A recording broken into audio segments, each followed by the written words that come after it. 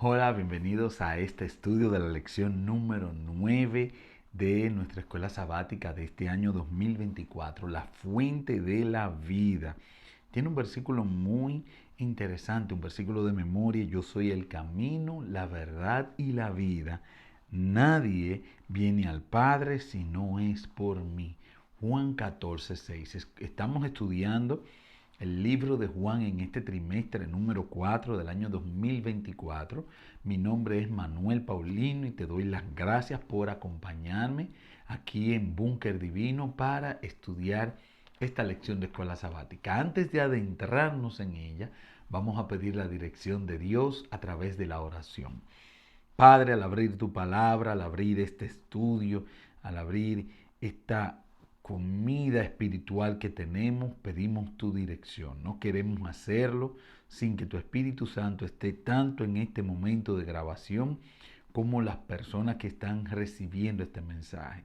Que te manifiestes de manera especial, que crezcamos a través de este estudio. En el nombre de Jesús. Amén.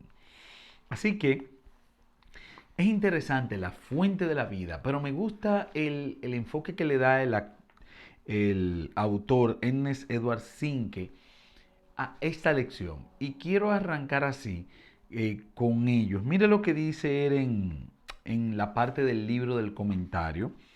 Hay quienes afirman que la vida, y es un tema de nunca acabar de la discusión, y es un poquito, no sé si llamarle necio, porque les voy a decir por qué.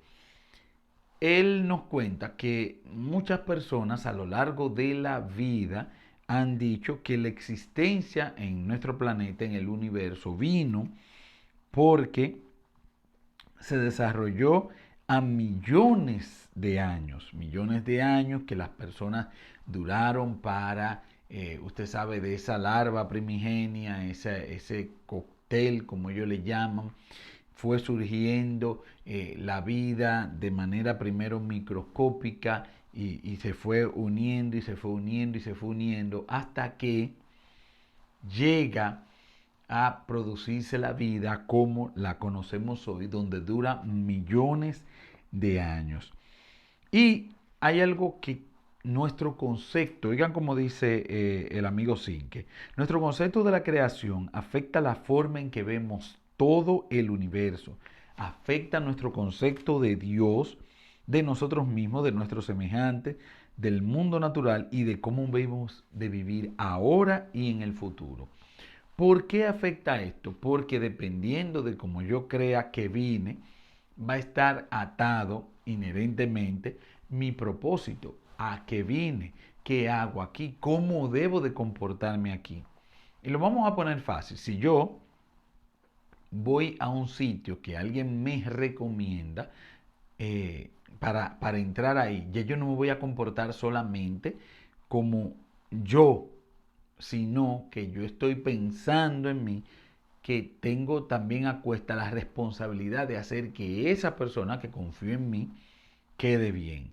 Es lo mismo con esta parte de la creación, del origen de nosotros, de cómo vinimos, a qué vinimos, por qué estamos aquí. Entonces, ¿por qué les di ahorita que era un poquito necio? Porque los datos científicos el año pasado, recuerdo que se lanzó un telescopio James Webb, un telescopio muy famoso, donde era el proyecto telescópico más grande hasta ahora de la humanidad, más moderno, vamos a decirlo así, más moderno, con más alcance. Vamos a tener las imágenes del universo más nítidas hasta ahora. Bueno, ellos querían probar, porque ellos tienen una teoría, tienen la teoría de el Big Bang, tienen la teoría de que hubo un momento en el que todo arrancó. ¡Boom! Y esta teoría ellos iban a corroborarla con el James Webb.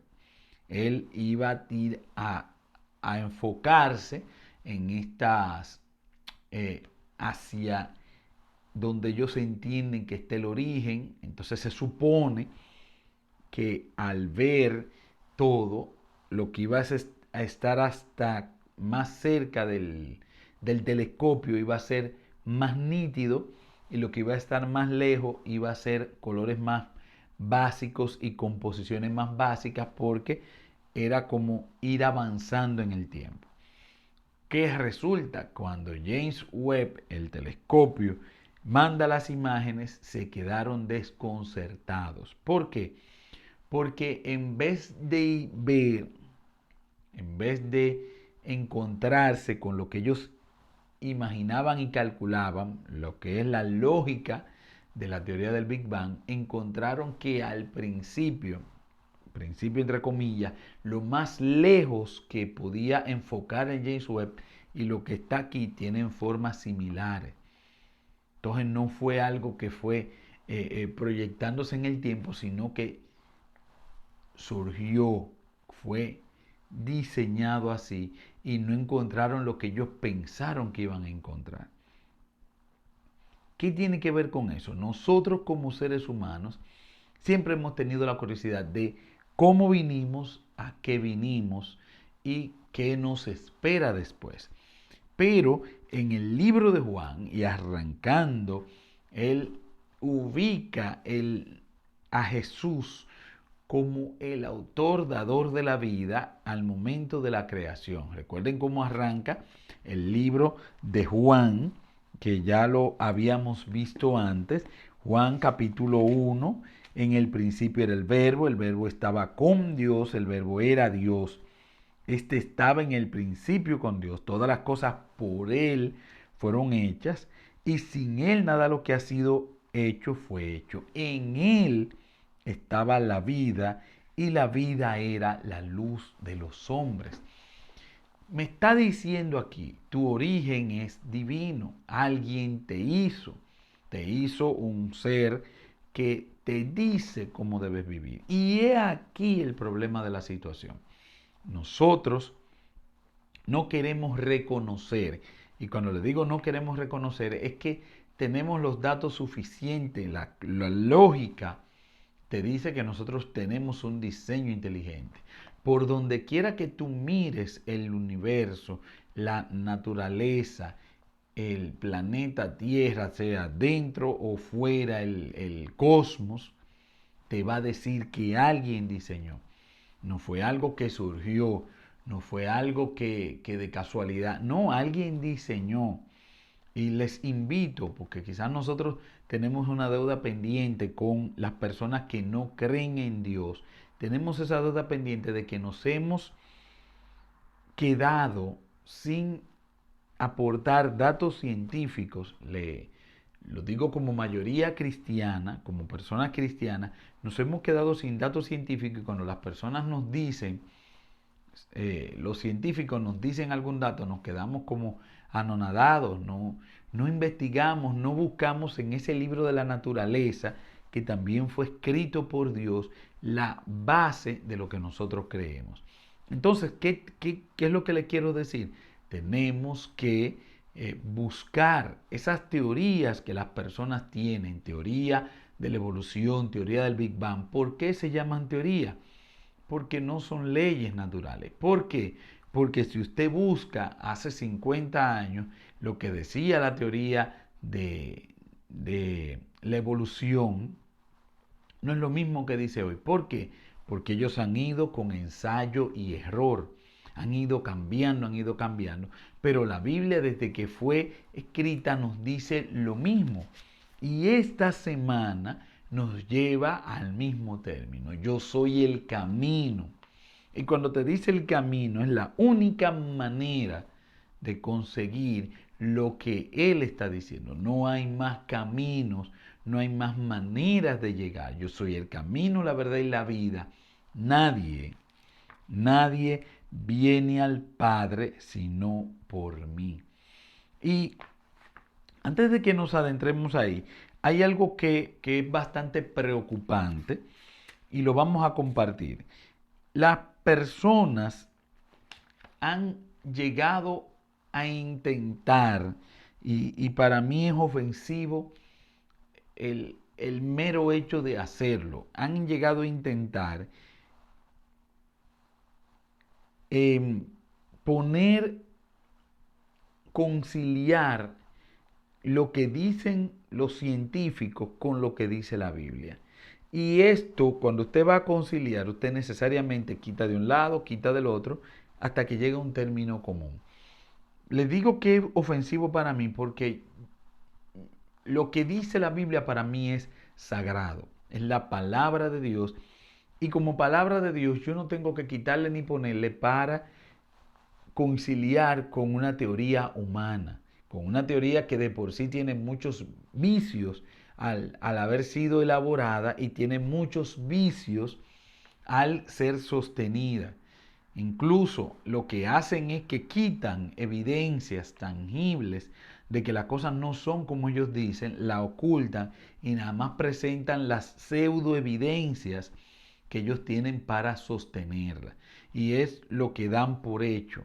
Entonces, han venido unas teorías teístas donde quieren poner que si fue como dice la evolución, pero era supervisado por Dios. O la materia primigenia la puso Dios. Porque tengo que conciliar. O que los días de la creación no son días literales, sino cada uno son millones de años. Es buscando la manera de quedar bien con uno y con otro, quedar bien con Dios y con el diablo. Y eso no es algo que la Biblia apoye. Por eso mismo nos dice, el único camino es Dios y nadie, son palabras bastante tajantes, bastante excluyentes, nadie viene al Padre sino por mí. Dios, y esta parte subráyela bien, Dios no es Dios si negamos una de sus características esenciales. Y si nuestro concepto de Él está distorsionado, nos relacionamos con un ídolo de nuestra propia creación en lugar del Dios de la Biblia. Recuerden que Jesús dijo, soy el único camino, nadie viene al Padre sino por mí. Entonces, si yo comienzo a quitarle características a Dios, entonces ya yo no estoy con el Dios que me dice la Biblia, sino que tengo un Dios conforme a lo que yo hice, pero no el Dios de la Biblia, así que es otro Dios. Vamos, si la creación mía fue por evolución, entonces Dios no tenía el poder de hacerme inmediatamente, entonces yo estoy limitando el poder de Dios. Dios tuvo que depender de millones de años en lo que yo fuera desarrollándome. También Dios no tenía el conocimiento, si yo creo que eso fue así, Dios no tenía el conocimiento de hacerme bien de manera correcta, sino que Él me iba haciendo como una especie de ensayo y error. Él no sabía para dónde iba, sino que me iba creando, quitando, creando, esto sí, esto no, esta, bueno, empezamos así con esta ala, pero es pierna lo que necesita y todo lo que dice la evolución. Y un Dios de amor tampoco sería, ya le quitamos la omnisapiencia, le quitamos su poder ilimitado y también no puede ser un Dios de amor, porque un Dios que experimenta con sus criaturas, con los riesgos que lleva un experimento en sí, no puede ser un Dios de amor necesariamente. Entonces ya le estamos quitando todo lo que es y nos dice también que Dios es un Dios personal como las características que vimos de conocer. Pero no puede ser un Dios personal, alguien que experimente o como dice el autor, nos creó a su imagen para que tuviéramos una comunión con Él. Nos dio el sábado, el día en que terminó su obra y descansó, como un día especial en que nos comunicáramos con Él. Entonces, un Dios que está experimentando, un Dios que está probando, un Dios que tiene que esperar millones de años para que desarrolle, no es necesariamente el Dios de la Biblia. Y esto nos trae, después de esta larga introducción, a quién es la fuente de la vida. La vida que nosotros conocemos, tanto la vida que nosotros tenemos ahora como la vida que aspiramos tener, entiéndase, vida eterna, tienen el mismo origen. Claro, ¿por qué las personas se afanan en quitar a Dios de el Creador? Porque eso me daría a mí la ilusión de libertad. Yo no le debo nada a Dios porque Dios no fue quien me creó. Yo vine por una casualidad. Entonces, de manera casual, yo no tengo que llevarme de lo que Dios diga, de la manera que Dios diga, o Él no sabe más que yo de cómo yo debo vivir porque Él no fue quien me creó. Entonces, como Él no me creó, yo puedo vivir como quiera y tengo la autoridad que quiera en mi vida. Sin embargo, la Biblia me enseña algo diferente y esto es lo que Juan nos dice. Esta semana la lección se concentra en cómo las personas rechazaron las poderosas evidencias de que Jesús era el Mesías. Recuerde que si estoy rechazando la fuente de vida, necesariamente me estoy quedando sin vida. Y aquí nos dice lo que leímos ahorita, que en él estaba la vida. El Hijo de Dios tiene vida en sí mismo. El Hijo de Dios vino a traernos la oportunidad, la solución de la vida. La parte del domingo dice, así aquel que trajo la vida a la existencia en ocasión de la creación es el mismo que trae la salvación y la vida eterna a un mundo perdido. Así como la serpiente de bronce tomó el lugar de los israelitas que habían sido mordidos, Jesús tomó nuestro lugar. Es decir, el de quienes habíamos sido golpeados por el pecado. Él asumió el castigo que nos correspondía a fin de que pudiéramos nosotros recibir la vida que le pertenece. Hay algo interesante y la semana pasada vimos esa expresión del apóstol Pedro cuando Jesús se encuentra con el discurso que va después de la alimentación de los 5.000, donde él dice, yo soy el pan de vida que cayó del cielo, que las personas dicen, dura es esta palabra, y Jesús le pregunta, ¿queréis iros vosotros también?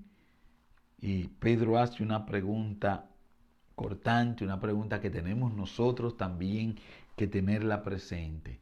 ¿A quién iremos? Tú tienes palabra de vida eterna. Y es importante esto porque recuerden, y vamos al principio del trimestre, el motivo por el que Juan escribe el libro. Juan escribe el libro aproximadamente en el año 100 después de Cristo.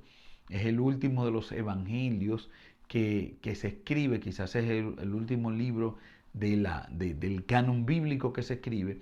Y él tiene en cuenta, más que las personas que están ahí, que conocieron a Jesús de manera personal o que conocen a alguien que conoció a Jesús, Él nos tiene en cuenta a nosotros que no tuvimos el privilegio de ser contemporáneos de Jesús. Por eso es importante esto, lo de las palabras de vida eterna. La palabra de Dios, la palabra de Jesús, es palabra que te da vida eterna. ¿Cuál es la palabra de Jesús? La palabra de Dios. Entonces me dice, Jesús dice, Él es el pan de vida, lo que significa que su vida, muerte y resurrección son la fuente de vida de la salvación. ¿Cómo nosotros vamos a adquirir esa fuente de vida? A través del estudio de la palabra de Dios. Ya que nosotros no tuvimos el privilegio de ser contemporáneos, pero Jesús pensó en nosotros y Juan, o el Espíritu Santo a través de Juan, también pensó en nosotros de dejarnos una manera de que nosotros pudiéramos recibir esa bendición. Oigan cómo dice la parte del lunes. Solo por la fe creemos que Jesucristo vino a morir y a vivir por nosotros. Recibimos esta fe como un don o regalo, pero debemos elegir conscientemente entregarnos a Jesús arrepentirnos y reclamar su sangre para recibir el perdón y la limpieza del pecado. La promesa está ahí. Lo que Jesús nos ofrece está ahí. Pero hay una elección que yo tengo que hacer. Hay algo que yo tengo que permitir que pase en mi vida. Y necesariamente, me encanta un libro que escribió Morris Benden, Es difícil perderse. Yo tengo que rechazar, y algo que no le va a gustar al diablo que nosotros sepamos, pero nosotros estamos atraídos a Jesús. Nosotros estamos atraídos a Dios porque nosotros somos hechura de Él. Nosotros tenemos que conscientemente rechazar, porque si no, vamos a ser atraídos a Jesús. Vamos a ser llevados a Jesús. En algún momento yo tengo que decir, no, no acepto, no quiero, no me someto, quiero otra cosa, prefiero otra cosa. Porque si no, de manera indefectiblemente vamos a llegar a los pies de Jesús. Y esta parte de creer nos lleva al nuevo nacimiento. El nuevo nacimiento es la parte base para yo conseguir ¿qué cosa? La vida eterna. Recuerden que vimos que la vida eterna tiene que ver con la persona de Jesús. ¿Con qué? Con el conocer, con el relacionarnos, con el saber qué es la parte de nosotros y cuál es la parte de ellos. Y lo que primero debemos hacer es creer en Él. El segundo lugar nos da la autoridad de convertirnos en hijos de Dios. Por lo tanto, y esto subráyelo bien, que a veces trae mucha confusión, hay un aspecto humano divino en la conversión del cristiano. Debemos creer, recibirlo y estar dispuestos a recibir la luz, pero Él es quien regenera el corazón. Es algo que trae mucha confusión porque hay personas que entienden que la salvación depende de Dios totalmente. Pero si la salvación dependiera totalmente de Dios, el mundo entero sería salvo. Incluso hay personas que entienden que sí, que el mundo entero va a ser salvo.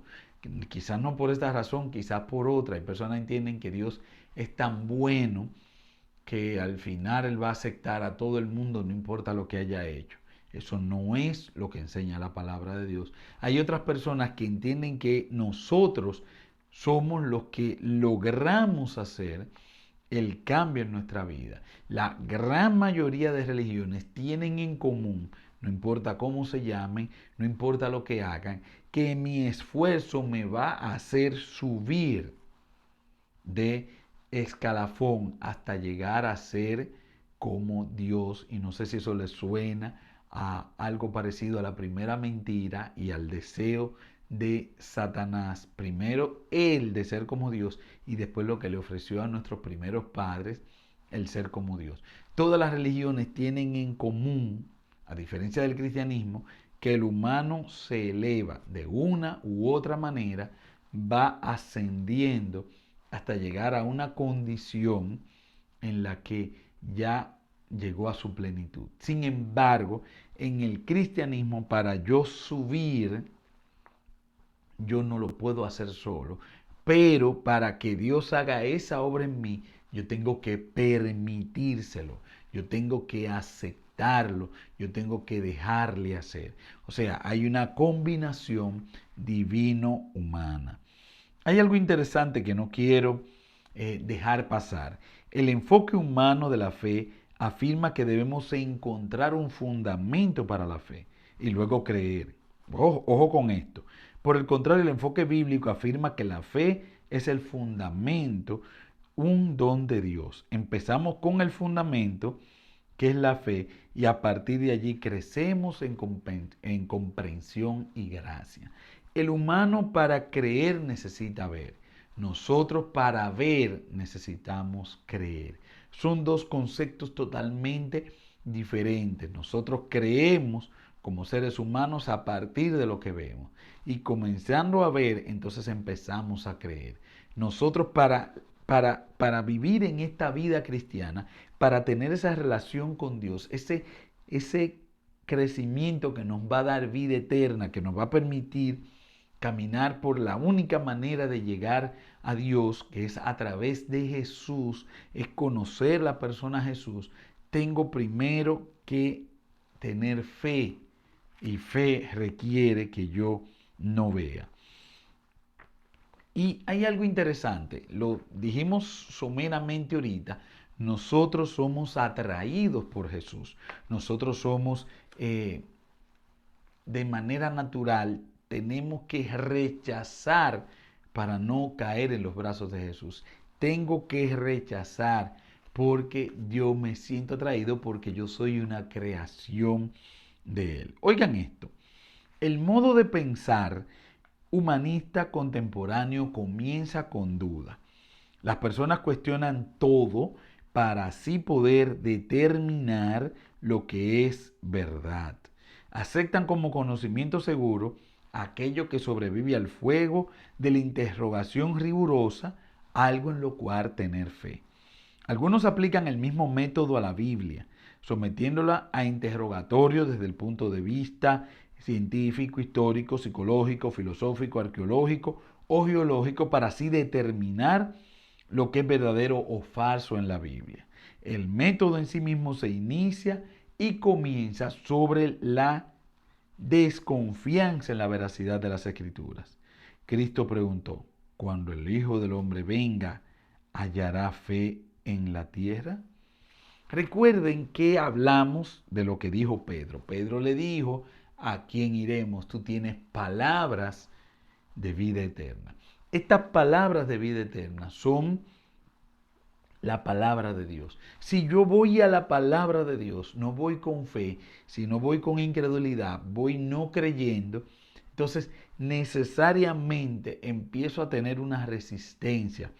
La semana pasada vimos que Dios te va a dar pruebas de lo que es real, pero Él no te va a eliminar todas las dudas. Nunca va a haber 100% de que algo no fue como tu mente imagine que puede ser. ¿Qué pasa? Que cuando yo comienzo a acercarme a la Biblia viendo dudas, entonces ¿qué voy a hacer? Voy a seguir creciendo en mi incredulidad. Y les voy a poner un ejemplo básico. Es más fuerte. Bueno, hay un libro que tengo pendiente de leer que se llama No tengo fe suficiente para ser ateo. No tengo la fe necesaria para ser ateo. ¿Por qué? Porque es más fácil creer que esto que yo tengo en la mano, alguien se sentó a diseñarlo, lo creó y no solo uno, varias personas.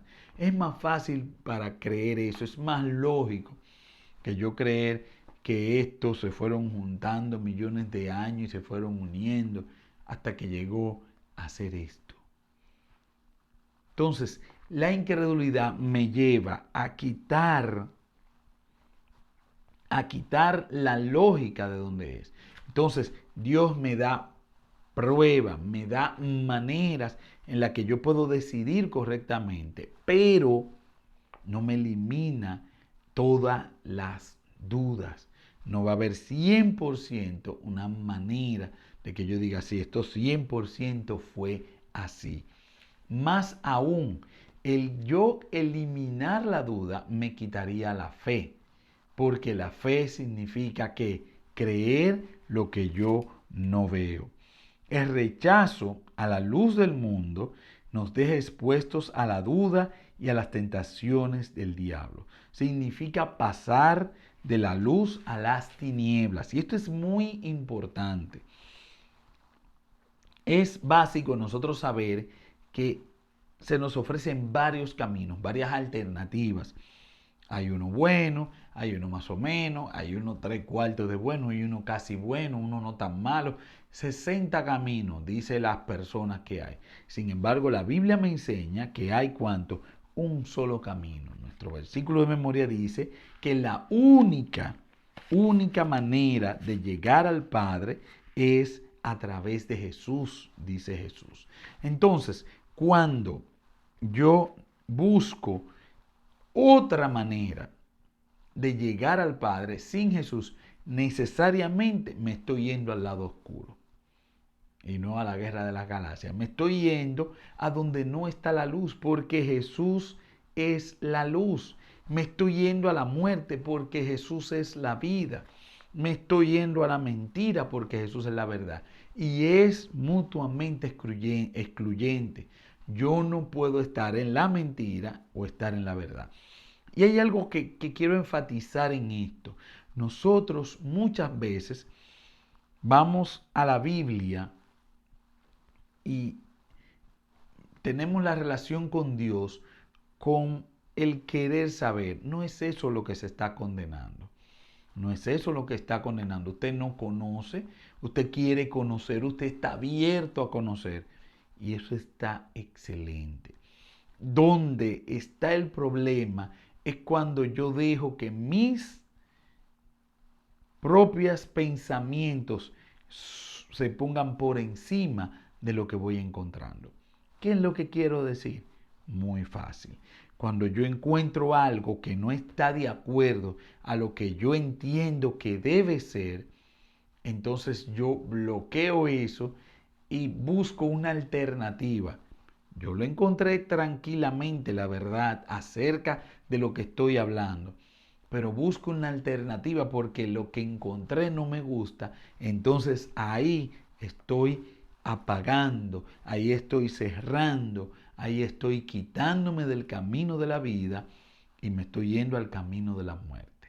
Porque mientras yo esté abierto a lo que la palabra de Dios me enseña, y bueno, yo no tenía luz acerca de esto, pero veo tajantemente en la Biblia lo que dice acerca de esta verdad, entonces, ¿qué hago? Bueno, la acepto y vivo conforme a esa verdad, entonces voy a seguir recibiendo más luz. Pero cuando yo recibo una luz y la rechazo y me cierro a pesar de las evidencias, entonces estoy yéndome, yo estoy decidiendo irme al camino de la condenación porque le estoy dando la espalda al único camino que me lleva al cielo.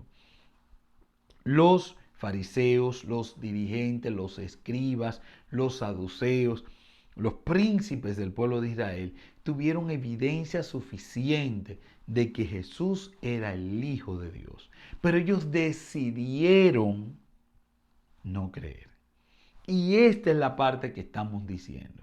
No es que tú nunca has leído la Biblia y hoy tú vayas y quieras aprender de la Biblia y tengas curiosidades, claro, eso está bien. Y cuando vienes y estudias la palabra de Dios, te vas encontrando que algunas de las cosas que pensabas que eran de una manera, sí, son así.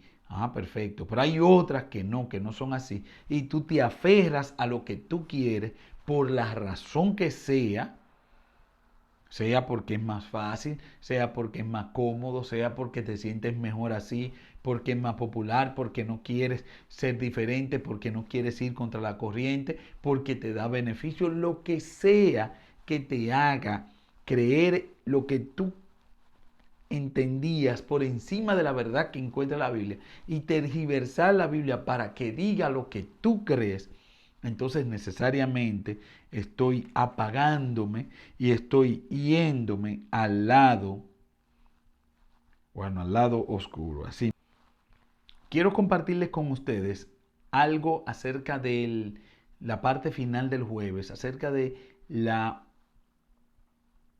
cómo Jesús venció la tentación. Oigan lo que dice acá el folleto en la parte del jueves. Cristo tenía a su disposición la misma herramienta de pensamiento humanista que utilizaron Adán y Eva, los antediluvianos e Israel en Cades Barnea. Podría haberse preguntado por qué un Dios de amor dejaría a su hijo en el desierto durante 40 días y 40 noches sin comida ni protección. También podría haber decidido probar su filiación. Convertiré estas piedras en pan. En lugar de eso, y subraye esto en su mente, respondió con la palabra de Dios. Operó en el nivel de las cosas celestiales en lugar de hacerlo según los patrones terrenales de pensamiento. Cuán fácilmente podría haber racionalizado su camino hacia una decisión equivocada. Algo que tantas personas, incluso personas de fe, hacen a menudo. ¿Qué es la parte que quiero resaltar de esto? Hay un nivel celestial de tomar decisiones y hay un nivel terrenal de analizar las situaciones. Celestial, terrenal, son diferentes. Y dependiendo del nivel en el que yo decida hacer algo, entonces en ese nivel es que yo voy a tener resultado en cuanto a si estoy caminando el camino de la vida o estoy caminando el camino de la muerte. ¿Por qué? Porque a nivel terrenal yo necesito ver para creer. A nivel celestial yo tengo que creer y confiar en que lo que Dios me está haciendo vivir es lo mejor para mí, aunque yo no vea, aunque yo no entienda, aunque no sea algo que mi lógica me diga que es así. Tengo que tener un nivel terrenal evitándolo y tengo que tener un nivel celestial de pensamiento y hacer y tomar mis decisiones conforme al nivel celestial. Por eso necesito conocer a la persona Jesús. Por eso necesito estudiar su palabra para ver cómo me voy al nivel celestial, cómo entiendo y cómo razono de manera celestial. Esta semana el Señor nos hace una interesante invitación. Nos dice que no hay más opciones de llegar al Padre. Yo soy el camino, la verdad y la vida. Nadie viene al Padre si no es por mí. No hay más opción. Y esto, si tan solo queda esto en la mente de cada uno de nosotros, vamos a haber logrado mucho. No hay más opción de llegar al Padre sino a través de Jesús. No hay ni parecida, no hay ni cerca, no tiene que ver con nada. No hay más opción. Entonces, para yo llegar al Padre, para yo llegar a la fuente de vida, para yo llegar al conducto que me puede dar vida aquí ahora y vida eterna, es solamente a través de Jesús. Quiera Dios que esta lección nos lleve a hacer un análisis personal y que digamos, Señor, quiero tener vida eterna y sé que solamente es a través de ti. Gracias por acompañarnos en este estudio de la lección número 9 de Escuela Sabática de este trimestre. Mi nombre es Manuel Paulino y te agradezco mucho que compartas esta transmisión para que la plataforma de Búnker Divino en YouTube siga creciendo. Dios te bendiga y nos vemos la semana que viene.